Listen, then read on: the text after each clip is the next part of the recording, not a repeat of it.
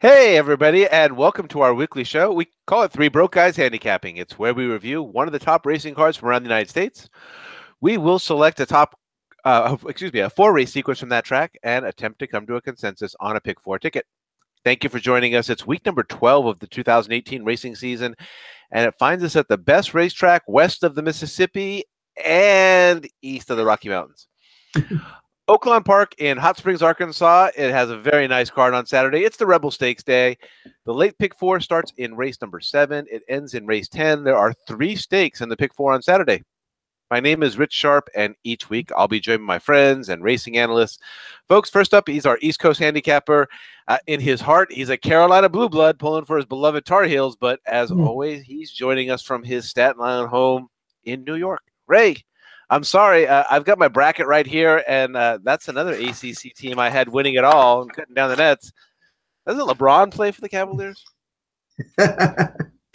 Oh man, I gotta tell you, it's been a tough. Well, these last 2 days have been very exciting for basketball. So, it's just noon to midnight basketball, and a lot of games. This year has been a lot of upsets. So, good luck, guys.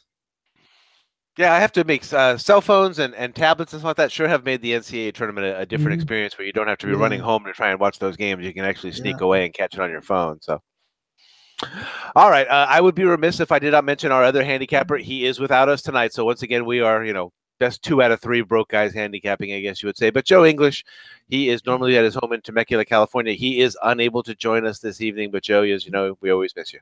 Yes, we'll miss you, Joe. See you next week, hopefully. All right. It is the, let's see, it's not the first Saturday in March. It's actually coming up on the second Saturday in March. And, March Madness is upon us. We did not get a chance to discuss this last week. I thought I would turn it over to my friend Ray. And Ray, I'm going to ask you to go ahead. Obviously, you can't give us your entire bracket because that would be a whole show by itself. But I thought, you know what, this week, why don't you give us your final 4? Give me your national champion. And if you've got a dark horse that's out there, tell me who that dark horse is.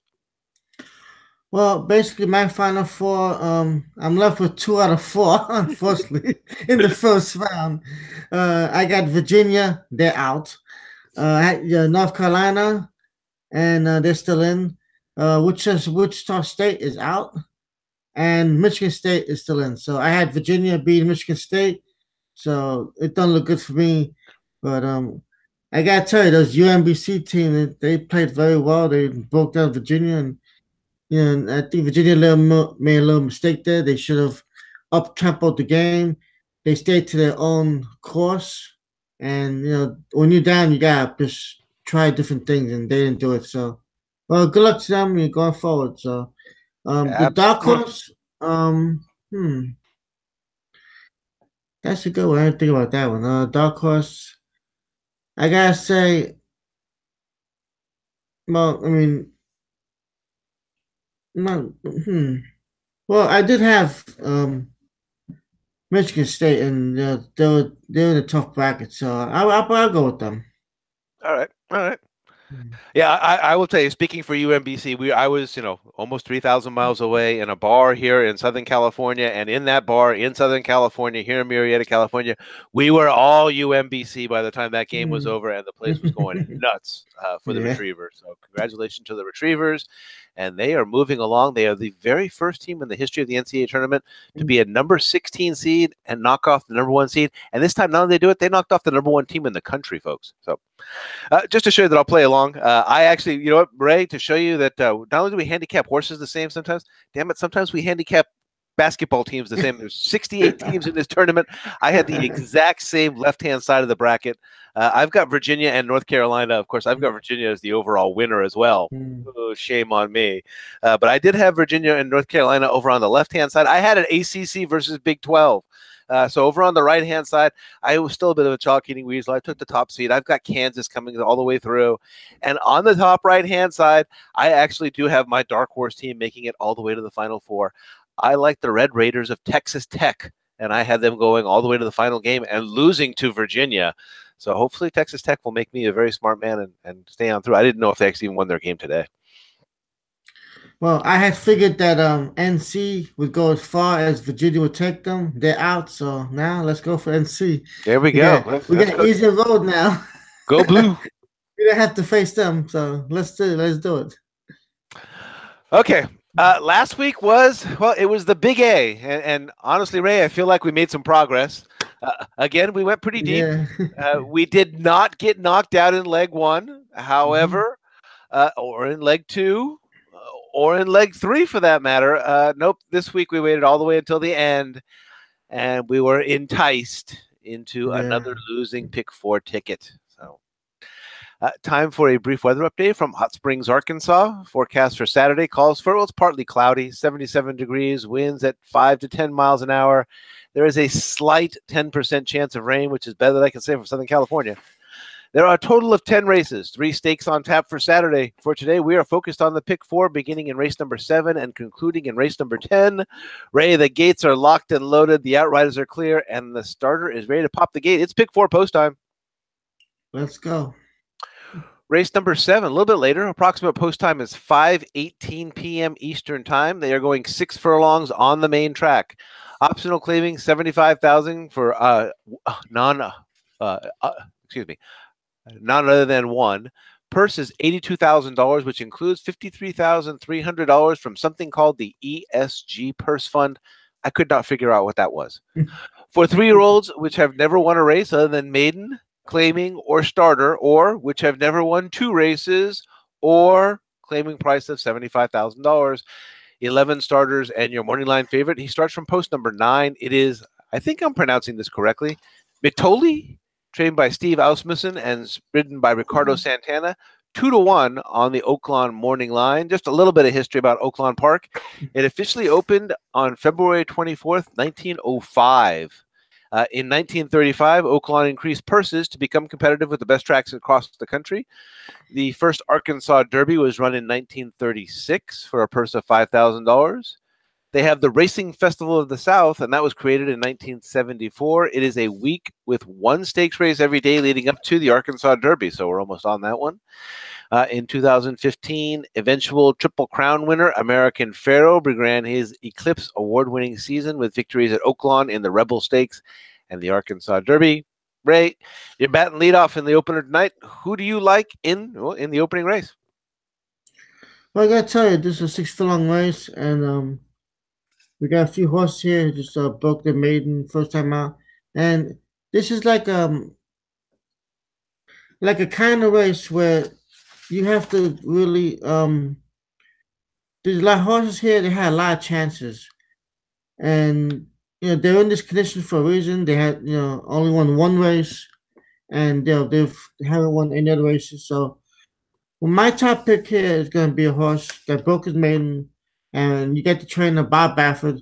His name is Ike, and he had a good figure the first time out, and he's 1 for 1, and he fits in this condition like a glove. He's 4 to 1. I don't expect him to be more than 2 to 1. I think he's gonna be bet down very heavily. That's my opinion. Um, because Baffert, big name, coming, chipping in. He could have left this horse home. He just said, he just brought him along, talking saw, and for this is an easy spot for him, my opinion. So, uh, he's my top choice. There are a few other horses here on the outside. Infinity Squared, number 10. Been running claiming races, and he fits here in this condition too. He's 1 for 2. He likes to track in Oakland Park. They're putting blinkers on him, so that should help him. So he should be competitive in this race. He's a gelding, a 3-year-old gelding, so he should be running for a long time. For trainer Robert Diodoro and they get David Cohen aboard. I do like number 9, the favorite. I get to him in Steve Asperson. He broke his bane by 10 lengths. That was pretty nice. 109 and 3. Last time he faced a sloppy track. He raced a stake race. He had the lead top of stretch and just got beat at 2 to 5. So, he's dropping back into this condition. He's gonna be tough, but I think the back horse might get him. So that's what I'm gonna go here. 5, 10, and 9 for me. in this optional claiming race. They're all being protected, so they're basically running for 9 wins of one. So it'd be 5-10-9 for me, Rich. Yeah, and you've kind of got the two top choices that I like covered as well. You saw me Mhm. sneak in the check mark there at the last minute. I will confess to everybody here, I was sitting at the bar watching that game right up until the start of our show tonight. So, but I did like the fact that Bob Baffert and that Flavian Breck comes along. This is what I like to think of as Solomini's plus one. There must have been room on the plane, and maybe they like hanging out. Maybe they like hanging out together. Uh-huh. He was pretty impressive in that opening one, as you saw there. He was bet down pretty good. There was only a 6-horse field there at Santa Anita. It's not like you're going to sneak a Bob Baffert horse through. Mhm. Painter, who is the sire, not not necessarily what thing that catches your eye and things like that. But again, he put up a nice solid speed figure. Bob Baffert, I haven't seen it recently and things like that, but in the back of my mind, he's got an unbelievable win percentage at Oaklawn Racing. He's like like their unofficial king, I guess. If you want to say Steve Asmussen is the king of Oaklawn, and then anything that Bob Baffert sends in there, they're all live. So I did have the check mark on the 5. I wanted to go around the favorite. I wanted to toss the favorite. I thought I could beat the favorite. I can't beat the favorite in this one. Ricardo Santana and Steven Asmussen, that is, the combination there at Oaklawn Racing. That's the top jockey trainer combination that you'll see. You can forget me. I see the percentage is only 23%. Look at the number of times they hook up together, 88 times. Yeah. This is his guy. Okay, so and Asmussen has a monster sized barn, as you see there. He only started out almost 2,300 starters in 2017, 2018. Mm. His numbers are all huge. Steve Asmussen is a very solid horseman. Took a little while to get this one to the winner's circle. Took 3 races for Mittold to get there, and then won at 40 cents on the dollar. But as you see there, drew off easily, has put up good speed figures in everything that they've done. Like I said, I just can't toss this horse despite the second place finish. Again, at 40 cents on the dollar on that last race. So really did fail as the favorite on February the 24th. I don't disagree with Ray's horse, the 10, the Infinity Squared, and using that one as well. I did not. I only went too deep in this one. I sense a little bit of chalk here, and so Baffert, I agree. You're not going to get better than 2-1 on Bob Baffert. You're probably not going to get anything better than 3-2 or 9-5 on Matoli. The two of them together, I would imagine, are going to be at or close to 2-1. So Infinity Squared might really be your price horse that's in here. That you'll get a better shot at. So, Ray and I did not talk about handicapping the back page first. Interestingly enough, this is a 6 furlong race over at Oaklawn Park. So watch the numbers as they go up in the races that we get here and like that. This one, as it turns out, has only got a 63% win percentage. You see there, you get about 38% of the time. People from off the pace do come and win this race. And you see, it was quite a bit of speed in here, so don't forget about that. But I did just take the 5 and the 9. Ray went with the 5, the 10 and the 9, and I will go ahead and come on back to you. I will let everybody know that since we've only got the 2 of us tonight, it's not the actual traditional 3. Broke guys, as we said, we're missing Joe tonight. Joe, hey, how you doing, buddy? I will go ahead and take a place as a handicapper tonight, so I'll go ahead and set the lineup for you in the next race, and then I'll go ahead and take my turn as a handicapper. I just love to do that. Race number 8, they're going 1 mile and a 16th on the main track. They do everything on the main track at Oaklawn because they have no turf course. It's the SX Handicap. Purse is $300,000. It's for 4-year-olds and upward.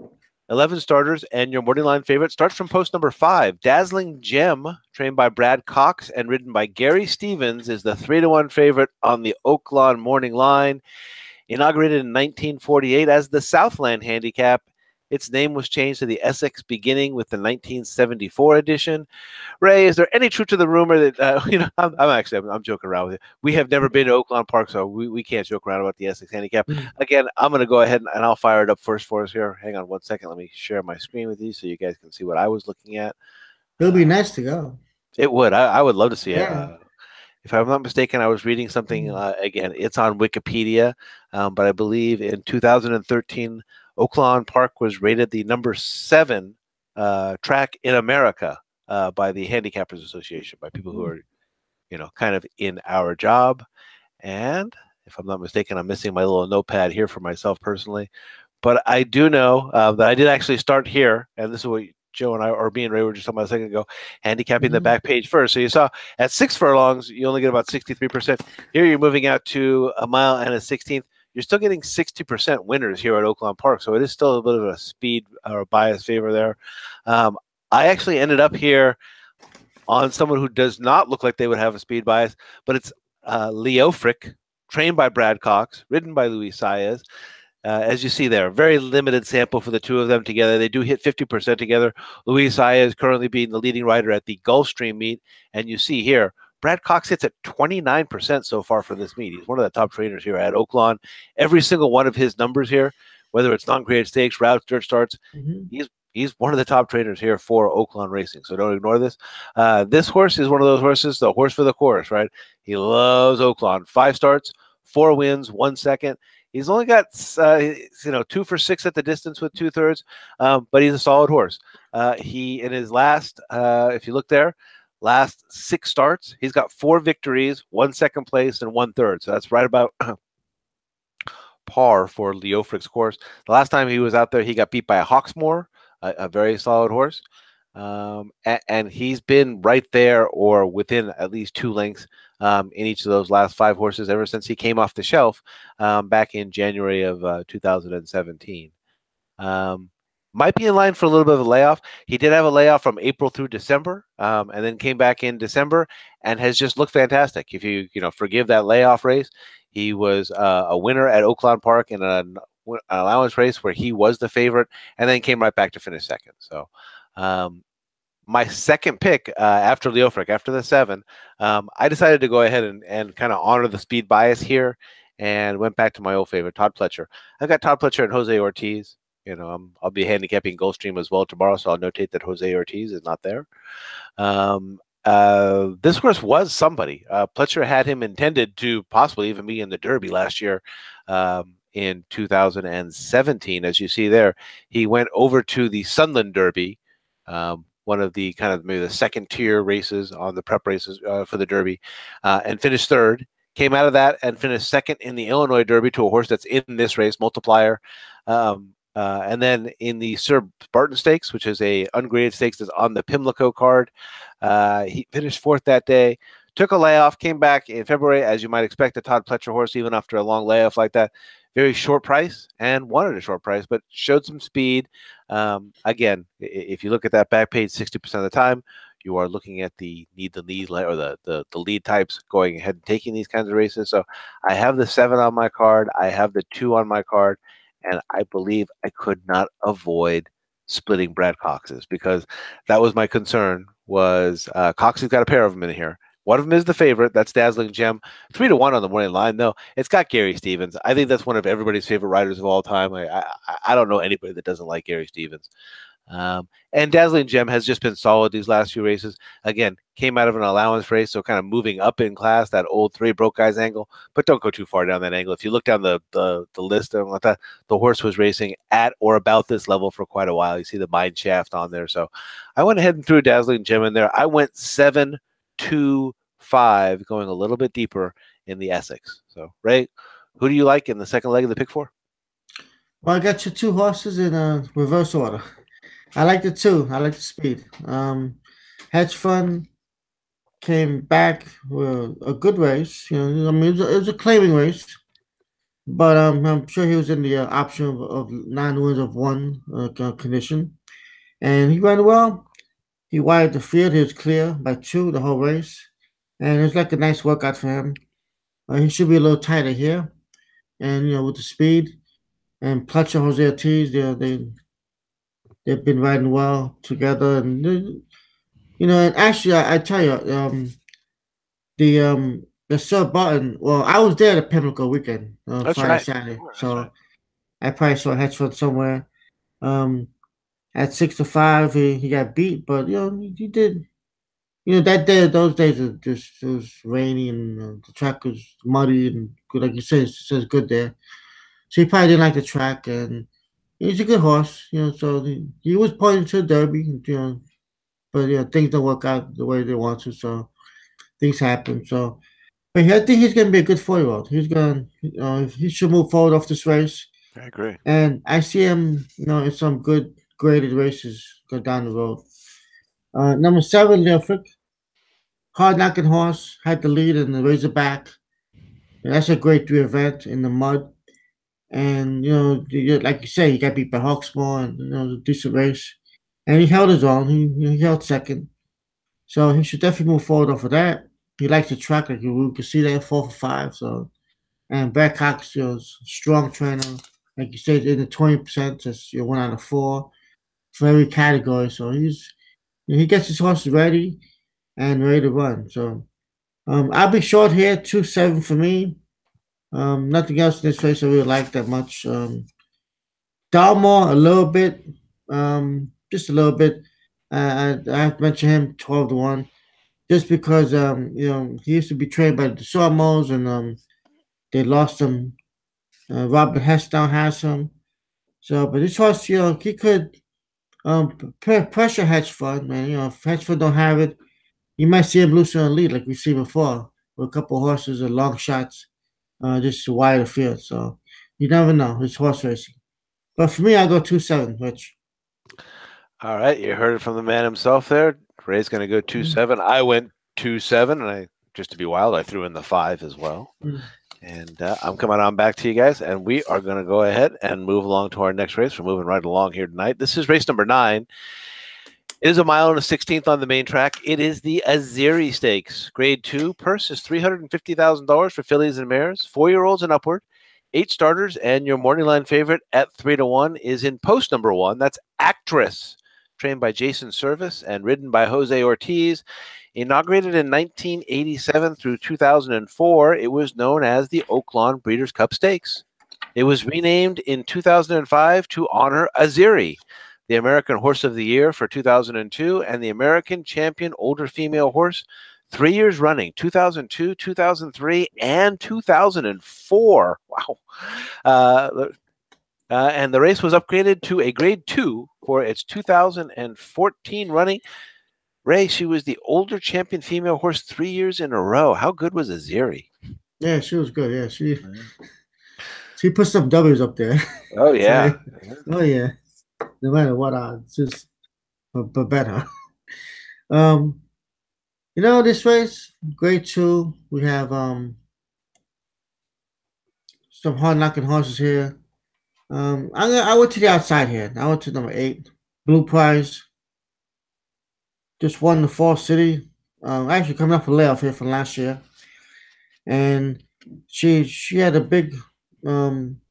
She was racing against some very big horses.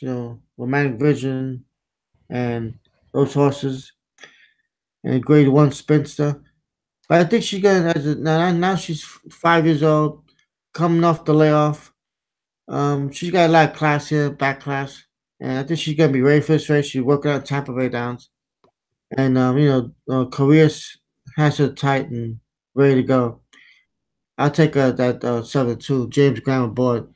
I do like them 7 Martini Glass. Paco Lopez is on this horse. She just won the Royal Delta in Grade 3. She should be running these races.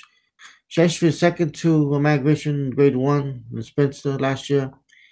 And she's 9 for 22. That's a good record. And she's very versatile. She's basically come off the pace, but she can actually stalk a little bit, which can help her here. So these 2 horses on the outside, they can name their race. They can just look at the pace, and if they're good enough. Oakland's a wide track. I see a lot of horses come wide and do well. So those 2 horses, 8-7 for me. I do like number 1 Actress. I saw this horse in the back of Black Eye Susan. I was there at Pimlico in the pouring rain. She came from absolutely nowhere. She made up 20 lengths. She won a 12-1. I had to won my exotic bets. It got me a good payout there. I was pretty happy. But now she's going to 4 years old. She ran Sam Houston over there, and she just missed, but she's gonna progress off of that. Jason Service, definitely a great trainer. 29%, 28% for the year, and she'll Jose he'll give her a good trip. He'll be on the rail. He'll have to decide whether to go in and out with her, stay on the rail, or maybe go around horses. It depends on the speed, how it breaks down. But this has to be there. Mile 16 is enough time. So with a good trip, she should be doing very well. So for me, Rich should be 8-7-1. The Blue Prize, Martini Glass, and Actress in the Azeri. You do know how I hate this word. Yeah, you want to talk about racing's Huh? racing's Yeah. little four-letter word if you wanted, folks, right Huh. there. So that's what cost me actress as my top pick Mm, is that one, which I like to say is racing's four-letter word. I ended up you and I are really a pair tonight. We ended up with mm. Virginia and North Carolina on the same board. Then we both had the 2 and the 7 in the last race, and then you got the 8 on top here and the 7 in the second place. I don't know what you could possibly be thinking because I've got the 7 on top and the 8 in the Oh, second okay. place. I went the other direction here. So I liked Martini Glass. Anybody who's been watching our show for this year has notated my distinctive switch to the southeast and to Gulfstream Park, which is where this horse got her last win there in the Royal Delta. And boy, don't we wish we had her at 8-1 that day, Ray? Yeah. Because I know we were playing that day, and we did not have her on our card. No, She no. looked fantastic in a stalking manner. Before that, it was the Houston Lady. Tiger Moth and Actress did get ahead of her, as you see there. She was shuffled a bit and ended up empty at the very end. Still, a length and a quarter, and still got Paco Lopez coming back today.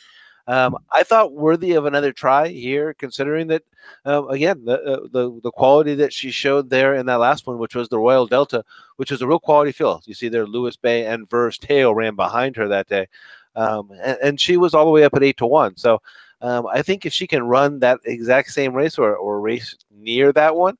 And she has shown the ability to ship and move around the country. I thought that Martini Glass did earn the check mark for me. So I'm gonna go ahead and I'll even put that on here for us. So Mhm. see that one. That was where Martini Glass got it for me. I was going to back it up with the speed horse. Again, 60% of these do go to those horses that lead. This is the same distance, mile and a 16th. Has been in the Spinster, was in the Fall City, which was a grade 2. Showed good early speed with Jimmy Graham aboard that day at Churchill Downs. And again, has been racing at Churchill Downs, Keeneland, Saratoga. The horse has been up against it, so has raced against some really good ones. Finished second ahead of Tiger Moth. Finished third behind Martini Glass there in the Spinster back in October, and then just absolutely ran them off their feet in the Fall City. I know that was only a six horse field, but again, look, Tiger Moth is 8.5 lengths behind, and Faithfully is even further back than that. Faithfully is another solid horse. So I thought the 7 and the 8 were worthy. I'd like to toss the 1 and actually go straight to the 6 because I like the streamline a little bit better as far as the odds are concerned with Gary Stevens. Again, the early speed, showing here.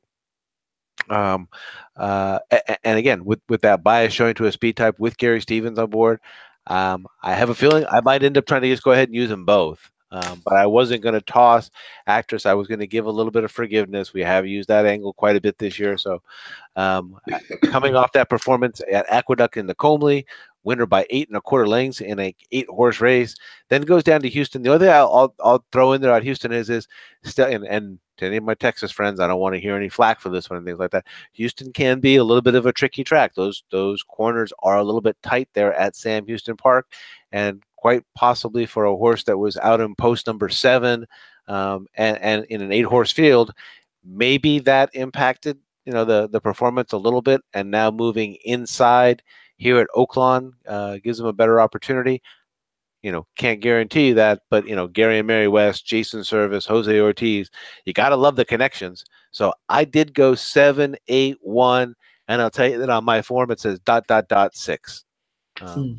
And Ray's got the 8 and the 7. I'm going to go ahead and come on back to you. It's a pretty good race. I mean, you could go Chelsea Paramsa, Tiger Moth. I mean, I they thought, all beat each other, so it's just a matter whose day it is. yeah, So, exactly. Yeah, well, and you could tell with me yeah, going to 4 deep that this was the yeah. one that I thought Oh. was probably the tougher Mhm. race. So. I would too, also, budget constraints.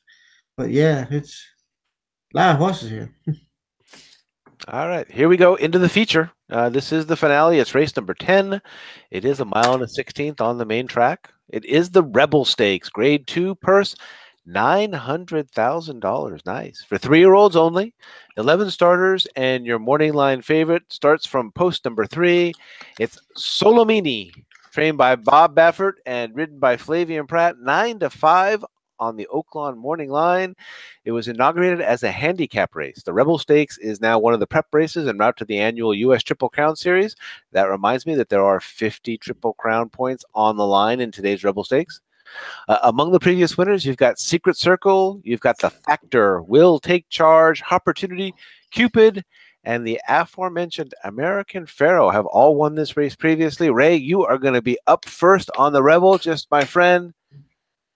Yes, who's watching? Don't forget who's watching. Well, Bob, I got news for you. Breeders' Cup Day, I had you. Solomini, and you, it was for a payout too. But good horse, Solomini. He was 3-2 morning line, but you know, we're gonna try and beat this horse. Let's give it a shot here.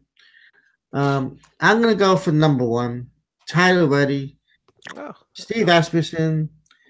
This is a class test for this horse. I like it. Been running well. The two turns. I know he's a morning ready horse who's kind of sometimes distance limited throughout the years, but his first race he ran well. He went to mile 16th and he drew off, and I was very impressed. He did first time blinkers, so he might show something. And it's a class test for him. You got Solomini. He'll be my second choice. Bob Baffert, it's also very British Cup Juvenile for the second to Good Magic. Came back and lost our Derby, and he won.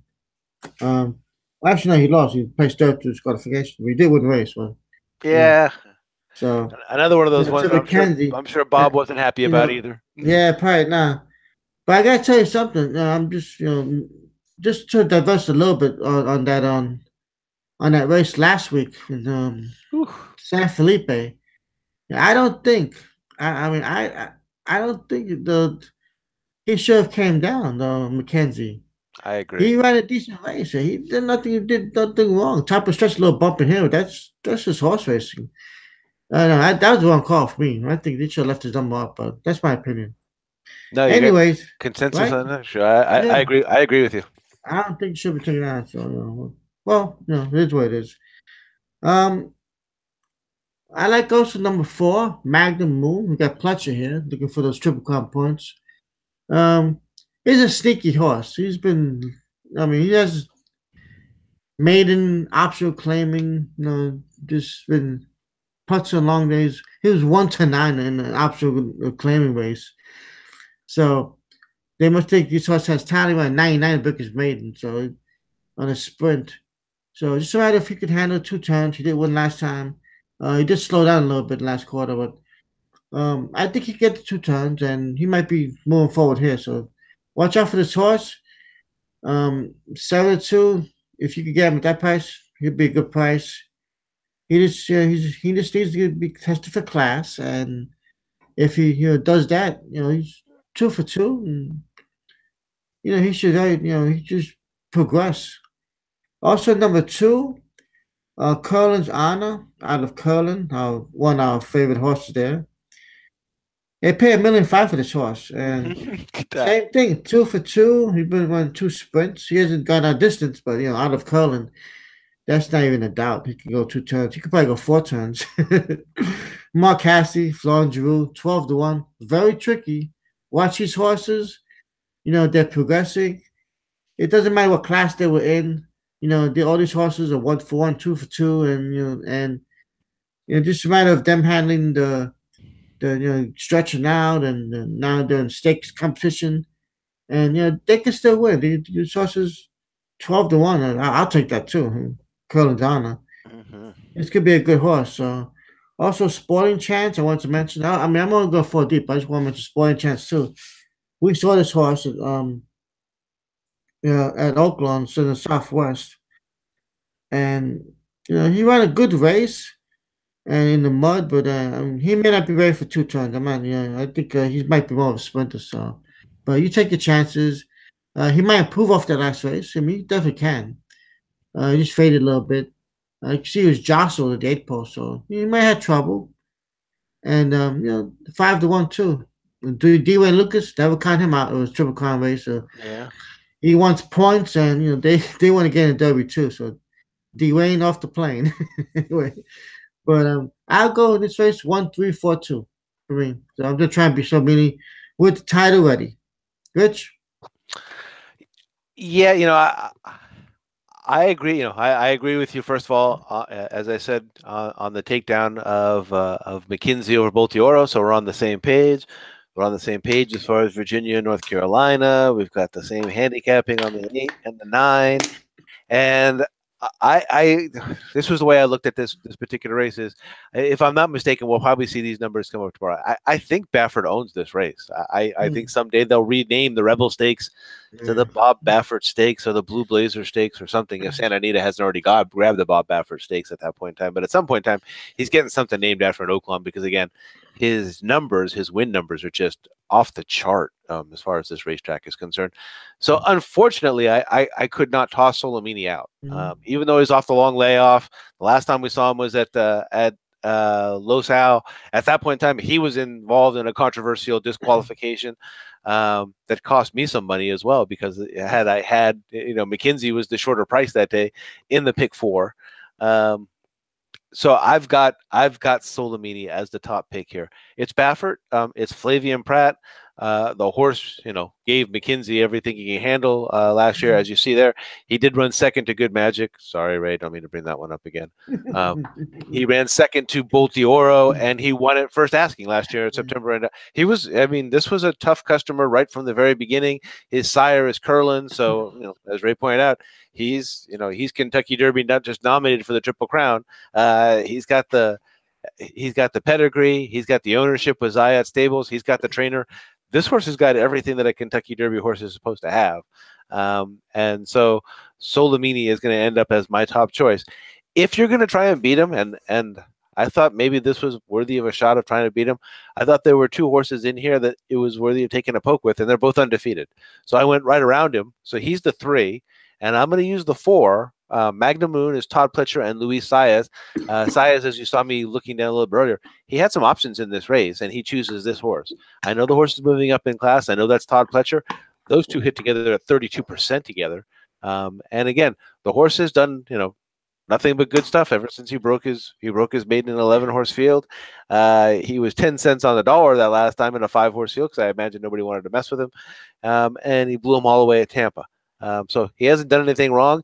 Again, speaking of sires, Malibu Moon, so right in that Kentucky Derby lot. And I'm sure that Luis Saez is still looking for his mount. And so I thought Magnum Moon was worthy of a shot. And I thought Ray nailed it perfectly. We've been kind of talking about this angle as well. Here's your sprinter stretching out. And this is a sprinter by Curlin, who was 2 for 2 as a sprinter, going 6 furlongs.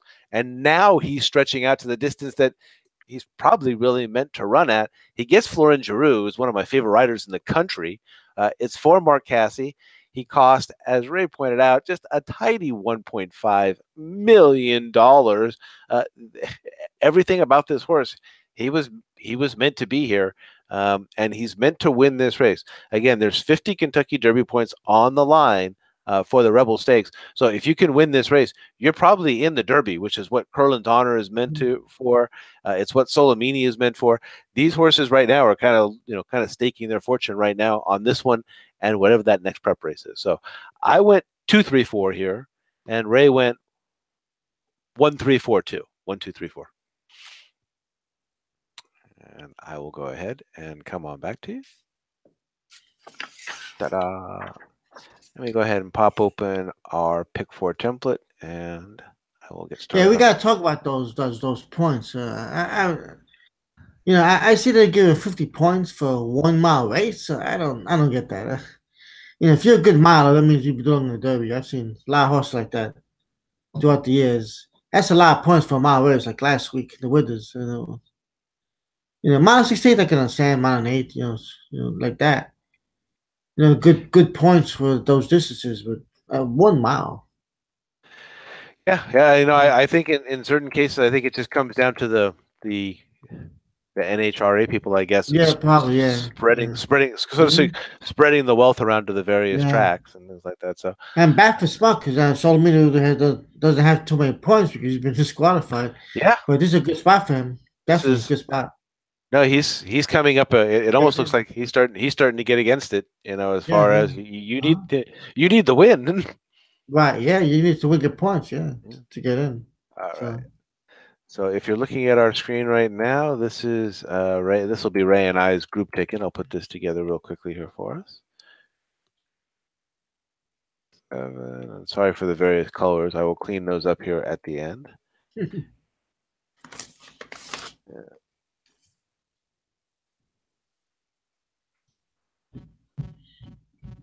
it's a tough track to handicap because we have to do this track too many times. And nobody does, right? This is kind Yeah, of yeah. this is a little bit of a boutique meet that just kind of runs in the wintertime. Uh-huh, yeah.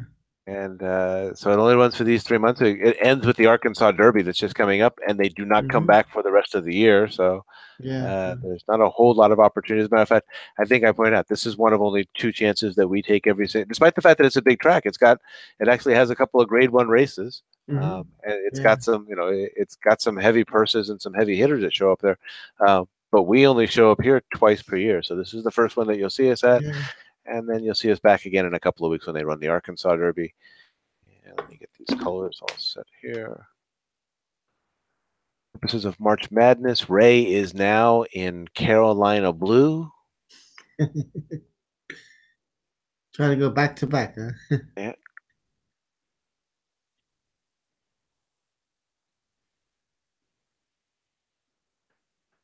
And I will take over red for, well, no reason whatsoever.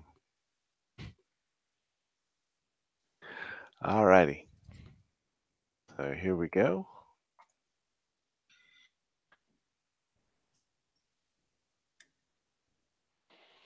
So in the first race, I see 5, I see 10, I see 9. Here I see 2, and I see 7. I see 8, and I see 7, right? And then here, let's use them all. 1, 2, 3, 4. It's $24.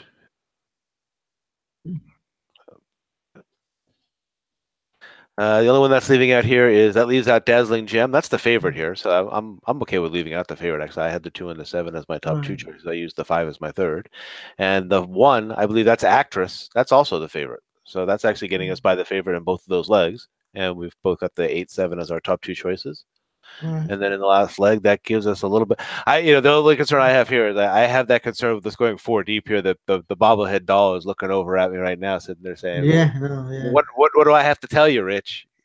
But I agreed that coming off a layoff, Solomini is coming off a bit of a layoff, so he's been off since December. That's 3 months. Although I have almost optimum faith in Bob Baffert in that particular situation. He never seems to flop just because of that. And I could see that horse running off like a la Bodemeister or someone did that one year. Yeah, But no. again, this doesn't put us too deep, right? It's only a $24 pick four Right. ticket. And I will go ahead and turn those green. And we will post those out on our Twitter feed for tomorrow.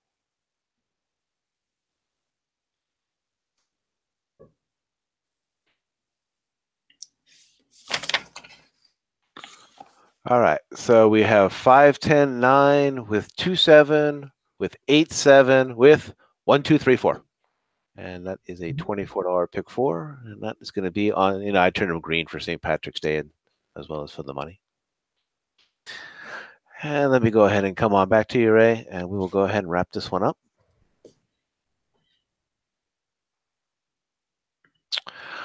All right. For those of you watching, if you enjoyed the show, we're going to be back next week because, well, that's what the 3 broke guys do. Hopefully we'll have our 3rd broke guy back. We'll have Joe back because, Joe, we miss you. Yeah, we miss you, Joe. We are going to get together to take a look at yet another exciting card. This time we're going to the Fairgrounds racetrack in Louisiana. I believe it's Louisiana Derby Day, Ray. Sounds good. Okay, buddy. That's all the time we have for tonight. It's always a pleasure to handicap with you. Yes, always a pleasure. Joe English isn't here with us. Ray Torado, myself, Rich Sharp. Thank you for joining 3 Broke Guys Handicapping. Good luck. Good night. Good night.